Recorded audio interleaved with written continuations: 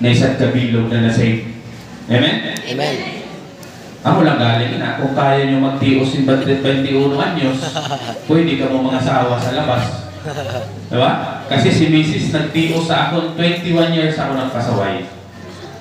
21 years ako na ginilaan ni Mrs. para maging Adventist. Pero sa mga youth, para po sa akin, isa din na nadako-dako na ministry na di nakikita sa mga kakurangan. Isa po na nadako-dako, ang sabi nga ni sa Cebuano, purong-purong mo sa mahal na Diyos. Sa mas batin niya po, orgulyo mo sa mahal na Diyos. Kung ang isa nakapareho ko na magiging asawa sa mga youth sa SDA, madara mo sa Adventist. Amen? Amen. Isa't nakalang, hindi mo mabago, nalipay ang mga angeles sa langit. Amen? Amen. So, home. Home, ali po sa Adventist Home page 151. Home is the heart of all activity. Society is composed of families, and is what the heads of the family make it. Out of the heart Are the issues of life, and the heart of the community, of the church, and of the nation is the household. The well-being of society, the success of the church, the prosperity of the nation depend upon home influence. Grabe ni mga kaigmanghudan. Alam niyo ba po na ini na mensahe nakuha ko po ini sa isang na tao na kapareho ko. Pero iba lang po siya sin nationality, then iba naman po siya sin kaso sa buhay. Siya nag-stowaway, ma-elaborate ko po sa inyo ang source sino nagtokdo sa inyo kakuding ko nakuha letter sa akon mensahe. Mga kaigmanghudan, please. Yes. Aram po natin mga kaigmanghudan na sa langit pa lang ginsira na o gusto na siraon ni Satanas ang ama kag anak para iya makuha ang trono sa kalangitan. Di ba? Kita ng mga Adventist, common na yun sa aton. Ang nakaligtan ni Satanas, ni Taning, na siya halik sa mahal na Diyos, ginhimo siya sa mahal na Diyos, pero nalimutan niya na tanan tungod sa iya pag-interes sa trono sa mahal na Diyos.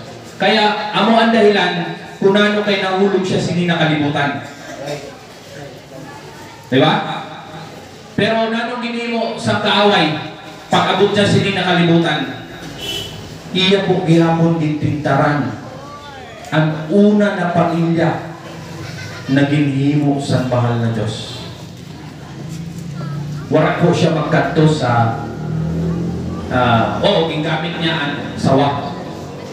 Pero ang pinakamain niya na siraon ang ginhimo sa mahal na Diyos na una naton na ginikanan. Wala siya magkanto sa isda para sa muko ng dagat. Wala siya magkanto sa mga sapat para sa mukon na mga sapat na nagarulupan. Wala siya magkanto sa mga hayop para sa mukon ng kahayupan. Kundi nagkanto siya sa tao, naging himo sa mahal na Diyos. Kaya mga kaigmanghudan, dili po matuod na kita halik sa unggoy. Diba? Kasi kung halik sa unggoy, paglusad ni Satanas sa nakalibutan, ang unggoy, ang pamilya sa unggoy, ang gintintaran niya. Diba? Dili ang tao.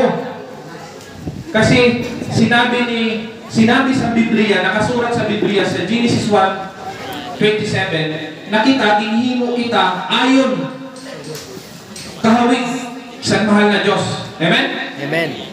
So dili po ayaw ang pagtuod sina nakita hali sa unggoy. Kag dili gid po na kumatuod. Kamu matuod mo. Dili. Bahala na. So amo po ina ang pamaagi, procedure, sistema sang kaaway, tuna masang tuna. na dili pa kita ginhimo sa mahal na Diyos. Sa langit pa lang, gusto na siraon ni Satanas ang aton ama, ang aton panimalay sa langit na kuntingin na naton mahal na Diyos nag-i-start. Ang cycle po sa buhay sa kalibutan, realidad po ini. Matuna po kita sa itlog. Itlog ang ginhimo na illustration ni Mrs. D. Matuna po kita sa baby, sa tiyan sa naton mga ginikanan. And pagkatapos po sina, ianak kita. Pagkatapos magiging bata, magiging youth, and then adult, and then magurang, mapapatay kita. Ina po na cycle nangyayari na sa sulod sa naton pamilya. Pero sad to say, minsan, dili na po kita nag-aabot sa pagkagurang. Napapatay na ang tao. Pero batulong tama po sa dili, adi bigapong kita sa pagpamilya. Kay tanan po na tao sa pagkaaram ko, nagamawot na magkaigwasin sa diri ng pamilya. Di ba? Ikaw ako, itatanan, mag-aagi kita sa pagpamilya. Kay katahong-tahong sa pag-ulit mo, as parents, sa ginikanan, na pag-ulit mo, mas ginano ka kakakoy, kung makita mo lang ni mo anak, lalo na kung anak mo nagatunak pa ng pag-istorya. Kalipay, nano man ang sakripisyo mo, pagkaaga mabangon ka alang-alang sa pamilya mo. Amen? Amen. Nadumduman ko mga kaigmanghudan na sino na di masalaan. Sino nakadumdum din na may tindahan si Elder T.D. Ariglo na sa sentro? May tindahan sa tula sa motor parts? Oo. Di ba? Namupoy na naman mabuot galit man. In fairness kan Elder T.D. Ariglo, wala ka na magsabay sa amon. Pero napakabuot niya. Total, wala naman ito niya Kristo, sabihin ko na lang. Ha? Ato po dito na among Kristohanan. Kaya sometime ng panahon na mag-federation po kamo didi, nag-addict pa ako sa ito na time. So, pasalamat ako kay Elder T.D. Naging tugutan niya kami mag-Kristo dito sa iya tindahan. Pero wala naman yan. Again, to be fair ka Elder T.D., wala ka po yung mag-intra sa amin. So siguro, itugutan ako sa mahal na Diyos kag yung sabi na, pa-istoryahay ni. Kung ako po ano mauna po na ako magbalik sa dati ko na buhay. Malipayo na po ako na magserbisyo sa inyo maski dili ako maara magwali. Basta kayang ginasabi ko, aram ko po dili sa inyo at tubangan ng kamatuodan. Amen. Amen? So, dili po na kung ginasabi na sa buhay ka, accepted kita. Porque kita kay masabi ka, ay, maglapas-lapas anay ako, mag-adik-adik anay ako, kay pag edad kong 40 anyos, 50 anyos, ako na ako maserbisyo sa mahal na Diyos. No. Dili po ina maayo. Ako po mismo masabi na dili gayon ina maayo. Kaya ginasabi ko po sa mga yun, sa mga kabatanon, mga palangga, napakaswerte nyo na nabuhay ka mo sa sulod sa pamilya sa Adventist. Amen. Amen? Amen. Kaya ano? Dili nyo na po mararanasan ang ano? Ang hangover, sakit sa ulo. Ako nakaranas ako. Ang pinaka-importante para sa ako, dili nyo na mararanasan na mawaran si Nabdo. Diba? Kasi dahil po sa ako, pagkatao, dahil sa bisyo ko, wala na po ako sinabdo. Again, salamat sa Adventist.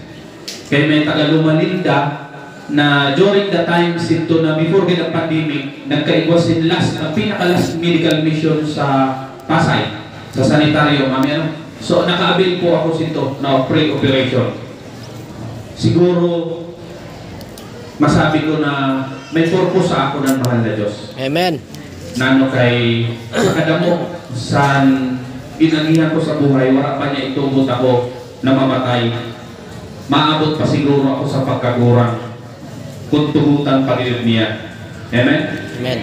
Tagako ko po, pinakamaganda na example na bago lang nangyari. Kaya sasabi ko po sa sadiri ko na minsan kasi gin-example ako sa isa na di na kumabagit sa pangalan. Nag-istorya sila sa baba sa simbahan sa city. Pagod man ako, nag-i-record sila sa tricycle. Hindi na mga kabataan, may mga sadiri na ng mga negosyo, may mga hanap buhay. Di ko alam, napaabot pa lang ako. Ako na nilagay na istoryahan.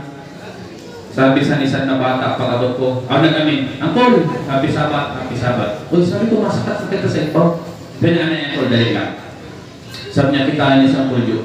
Sa panahon, patal man ang ulo sin. Pasaway man ini. Kadig-kadig man ini sa panahon. Pero naman niya kay nagbago. Amen. Sabi ko, ang pagbago nasa tao. Pero, gaya nga ni isa sinabi ko, dili excuse na binugoy ka anay, maglapas-lapas ka anay, before ka magserbisyo sa mahal na Diyos. Kasi, sabi sa kanta, one heart, One faith. one spirit, one voice, One goal. One goal. one body to praise you. Diba? Mga mangulan. Ang mensahe pa lang sa awit, kung aton isipon, sobra pa sa konsilyo na saksak sa imo lugar. Isad lang po kita. Isad lang po ang aton tumong. Isad lang po ang aton ginamawot na makaupod ka ang bilog ta ng pamilya sa langit na lintigan na sa mga natin. Amen. Amen? So, paano pa po kung dili-dili ako nakasawan Adventist? Sabi ko nga sa akong duha na anak, kaya sabi ko sa akong mama, siguro man kung dili ako naging Adventist, kung dili ako niyang bitridin, patay na ako. Namumali ng dalagan sa buhay pa eh. So, may papakita ako sa inyo mga kaigmanghudan na example na mintras kaya ta magserbisyo sa mahal na Diyos. Kaupod sa bilog ta ng pamilya himunta. Kaya paano kung kuhaon kita sa mahal na Diyos? Pareho sini ng mga tao na adin yan sa aton na tubangan. Di ba? Dako-dako po na question mark sa utak ko, kag siguro sa inyo. Nano kay gikuha sila sa mahal na Diyos na iniladuha, active ini sa serbisyo, sa pagministeryo, sa pagwarag-wag, sa tanan, sa ministry. Nano kay gikuha sila? Kita pa kaya?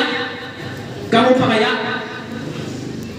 Na naglalapas-lapas sa Ginoo kag dili kuhaon? Opo, warang tao na dili hadlok sa kamatayon. Pero sabi ko sa sadiri ko, na Lord, kung kuhaon man ako, sa ako po ba kalibutanon na buhay? Gusto ko po stable na akong mga anak. Kaya wala po si ginikanan na gusto maranasan sa ginikanan pa sa iya mga anak ang ginranasan niya na Diyos. Di ba? Pareho sa naton Ama sa langit. Wala po sin pag-isip ang naton Ama na magsaber kita sin kasakitan. Kaya Ama ta, kag ang ginikanan ta, sa langit isad. Kaya isad lang kita. Amen? Amen. So, masakla po ang kamatuodan. Pero may mga elder ako naging hunga. Sini na sitwasyon ni sini na duha magprima yata eh. Sabi sa ako sa na elder, sure na sinda nato sa langit. Dahil ginkiuha sinda sa mahal Diyos nasa pag-alagad. Amen? Amen. Ang iba naman, nagsasabi ay, okay na lang yan. Kaysa, kuha ka sa mahal na Diyos at ka sa bugnaw sa imo pag-alagad. Okay na yan, nakuha ka sa mahal na Diyos, nasa kainitan ka sa pag-alagad. May nagbato na leader sa akin. Paano, Brad? Kung ginkuha ka sa mahal na Diyos, dili ka pareho sina. Sa dala rason ko. Kaupod ako sa mga tao na babanhaw ni Kristo sa panduwa. Diba? Kakaupod ako sa tao na mapasakitan sila na kalibutan. Gusto nyo nirong sila? Gusto nyo na ang pamilya nyo makaupod sa nirong sila? Dili ba? Di ba? Dili. Kabo kita.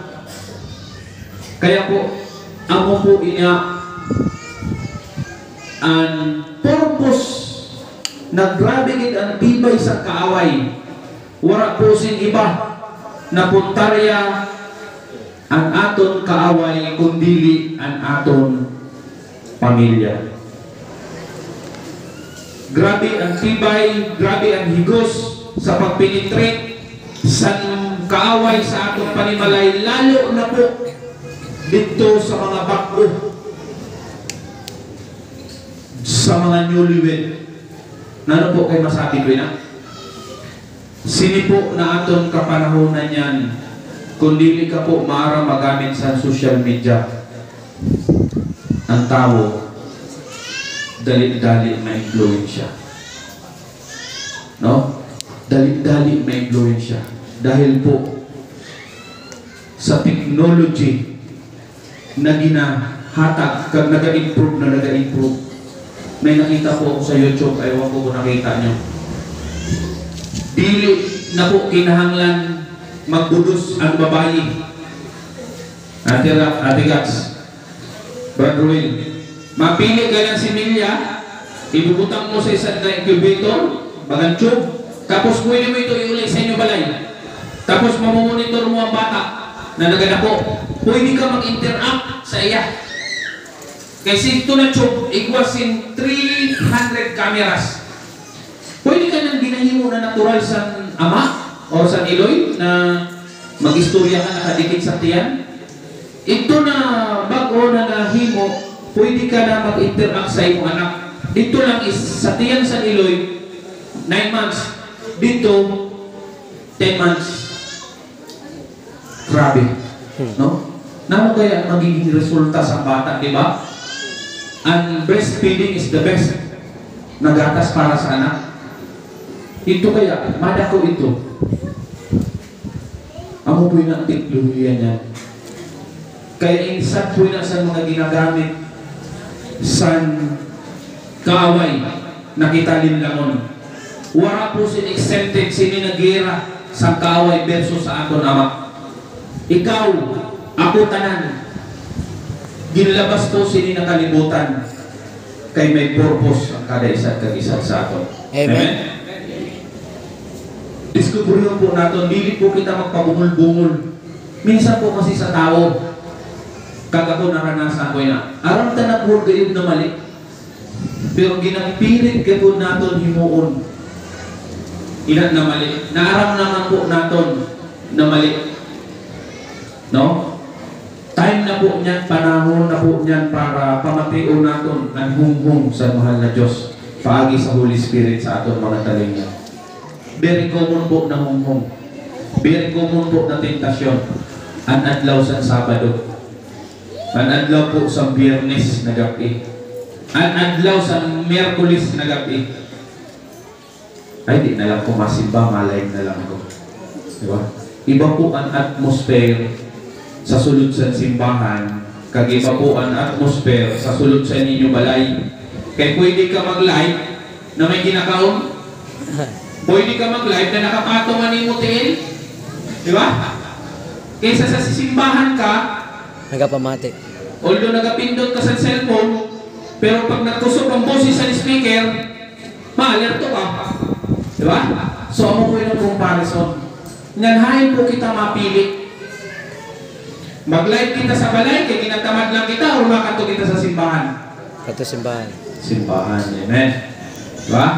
Napakasimple po. sa mga strategies ang kaaway na minsan binabaliwala ka. Ina po nangyayari sa sulod sa aton mga panimalay. Kaya po, careful, be careful, be careful. Sa pajutay-jutay ta po na pagbaliwala sa penetration sa kaaway, mamangno po kita. At ito na kayo kita sa iya panon. Kaya po, diskubrihon ta po ang aton purpose sa kalibutan.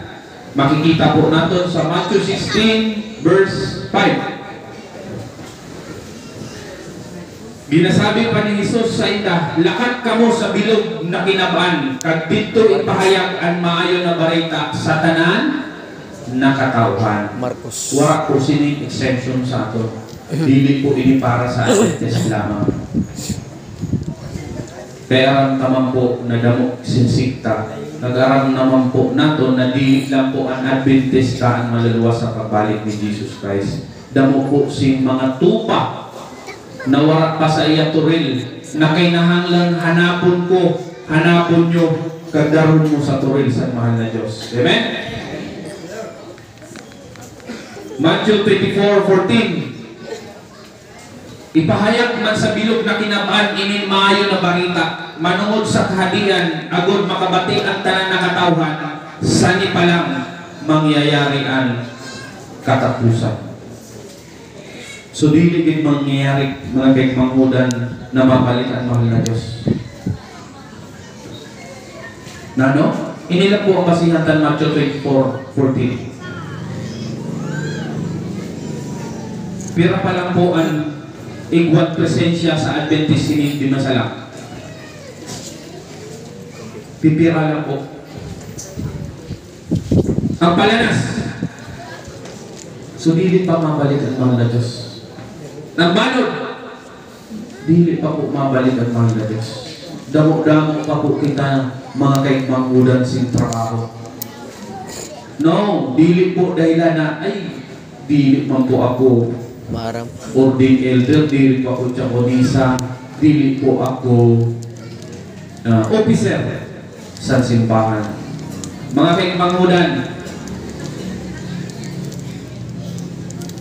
taga ako kamundo tayo na istorya. Siguro ang iba na nakabati na sini. Sino po ang nakakilala, nakakita sinang buta na nagabaligyang baidan sa Masbate, sa merkado? Buta po na siya. Hindi ako nagkamali, may tulo na anak. Tulo or upat yata. Taga-crossing Mandaon po na siya. Wala lang po sa slides ko. Gusto ko lang po i-istorya sa inyo na ini po na tao, amo po ang nagpamulat sa akon pag-abot sa tithes. Although po hasta niya, nag-struggle kami ni Mrs. pag-abot sa tithes. Pero ini mga manghudan na buta. Pag nagabaligya po siya, may kaubod siya na anak niya o di man ay asawa. Aday na siya sa terminal o kaya sa merkado, ginaingkudan ka tubang ang paidan na bato. One time nakasimba ako sa MR Espinosa, nagsimba po na siya. Sinto na tayo naghatag sin mga gift ang anak ni Brother Sanel, taga naton subak na anak. Isa po siya sa nakabaton. Pero si Brother Elder San Imari Espinosa. Tunyakaw. Brother Tunyakaw. Siya ang ginsugo sa buta. Pastor siya nagsulat. Press. Mas may pangalan ako naging suntok o sinampadong kaysa nakita ko ang pagiging painful sa buta paghatag sometimes. Hindi pagka-curiosity, talagang minsan di maayo. Pero minsan maayo man. Tara mo na akong saliri, di pagad ako nakatios. Naguma pagad ako kang elder ang kawan. Kada Sabado naghahatagin na siya. Kada Sabado nagasimbay na siya. Sabi ko po, nagasimbay na. Ang sunod ko na kada Sabado nag-times man. Ay, upo. Grabe na sampado sa ating mga manghudan. Ako po inaan, isang na rason, ayaw ka mo po, dili ka mo po magtamad-tamad pasimbahan. Kaya ang presensya nyo po, blessings na sa iba. Amen? Ikaw wala po magsimba ito na buta. Alam ko po, na-Adventist siya. Kaging pahimuan yata ito ni Pastor Bohos si Maninoy. Kaupon ka ba ito, nagpahimos yung 50 ta? Safety tank niya siya nakutkot. O nagasakat panlubi. Regardless po sa iyan himuan, ang buta naghatag si tithes, how much more ako, ikaw, na able magtrabaho. Grabe. Kaya mga kaigmangudan, na naman po ang estado ta sa buhay. Ayaw po pagkaalaw pagkato sa simbahan. Kay dili mo po aram, ang nakakita sa imo, nabibless. Amen? Amen. Lalo na po niya, nakita ko, kaurubol ko dati sa trabaho, ali nagasimba. Salamat. Di ba? Malipay. Kay sa langit po, sa wala ni Pastor Buhos, wala nang engineer dito, wala nang kontraktor, wala nang maestro, maestra, wala nang pastor. Isa lang po dito nato sa ibaw. Ang pastor nato si Jesus Christ. Amen? Wala na po dito si kunano ni mo estado sa buhay. Batunon taman sa dili. Warak kitang madara. Di ba? Ang pinaka-the best na mensahe na nabatik ko sa wali, ang mensahe sa tikamatayo na si Solomon. Si Solomon ang pinaka-rich na tao na nasulat sa Biblia. Pero anong sabi niya mga kikmangudan?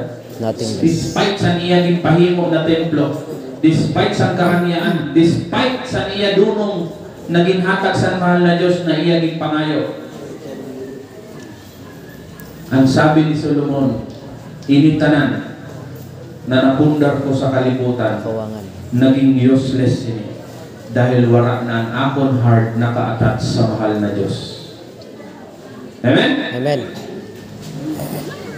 So dili po naton kitaon na naton estado na irog ako sini, kay irog ako sini. No. Ang importante mga kaigmangudan ang sulod sa nimo talipusoon. Kunano ina. Kay kunano ka man kayaman, kung ang imo kayamanan adto ang imo talipusoon, useless po yan mga kaigmangudan. Lastly, mga kaigmangudan na ako ni hatag sa inyo, please. Nano po ang mensahe sa wedding in Cana para sa inyo mga kaigmangudan? Nano po ang pagkaintindi nyo sa miraculous sa wedding sa Cana naging himo sa mahal na Diyos? Faith and obedience. Pare?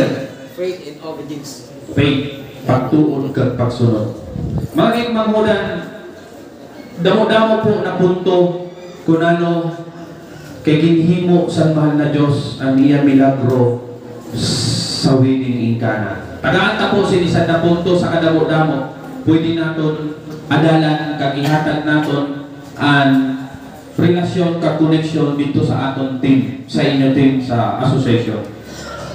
Nag-wonder po ako mga kaigmangudan, si Jesus Christ pwede man siya magkanto sa mga tao na tigamatayon, kang isave niya, sa mga tao na mga aksidente, isave niya, sa mga tao na naghihingalo, di ba? Sa atong kalibutan na buhay mga kaigmangudan, lalo na po kita ko nagabiyahe, may saratyan kita, makabati lang nga kita sa may na-disgrasya na close mo or lalo na sa pamilya mo, diligid po dahil madadayon ang imo lakad, makanto ka sa ospital para bisitahon nila na tao, di ba? Yes. Nangyari po yun sa akon mga kaigmangudan sa pakanto kami sa simbahan sa Pawa. Napatay, awara pa, di ko aram na napatay, pero na-aksidente ang best friend ko. Kilala niyo man siguro si Anil ng Likiron. Wala po kami magdayon pasimbahan, ang dalagang ko po, pakawayan, alin kami sa city. So ang mentalidad sa atong pagkatao, once na may emergency, dalagan kita pakato, di ba? Di ta man kaya magbulig, di ba kita doktor? Amo ganyan ang instinct sa tao. Pag may disgrasya na lalo na kung pamilya mo, dalagang kagayon, cancel, das trabaho tanan. So ginisip ko, nano isip mo, Jesus Christ, dili niya ginhimo. Damon may sakit, damon sin mga nagahingalo, Damo si nagakinahanglan si bulik niya. Diba? Napatay si Lazaro. 2 days kayo di siya pastor bago nagbalik. Para katuon si Lazaro. 2 days. So, dako-dako na question mark. Nano sa kay damo sa pwedeng milagrohan ni Jesus Christ sa widig pa sa kana. Mga kaikmangudan,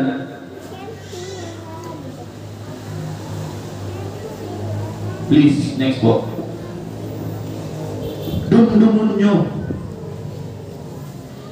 Nakita tanan ang main character sini nakalibutan na paraiso na ginhimo sa mahal na Diyos na sinira sa kaaway. Gininteresan niya ang aton una na ginikanan na wala pagani makabuosin pamilya matuna pa lang sa pagpamilya sinira na sa yawa. Kaya mga kaikmangudan ko, ginaremind kita sa pagbuo sa pamilya naton nahihimuon. Dito niya ginhimo ang una niya na milagro para patibayon ta ang aton pundasyon, ang aton relasyon sa aton pamilya base susog sa iya kasubuan kag sa iya kagustuhan. Dumdumon nyo mga kaikmangudan ko, kita ang instrumento, kita ang agency sa pagdamo sa tao sini nakalibutan kag ini na espiritu sa buhay gintugyan ini sa mahal na Diyos sa aton. Amen? Amen. Ang dugo, ang aton buhay nagasimbolo sa mami ang lubat na po. Ang aton buhay at ang tubig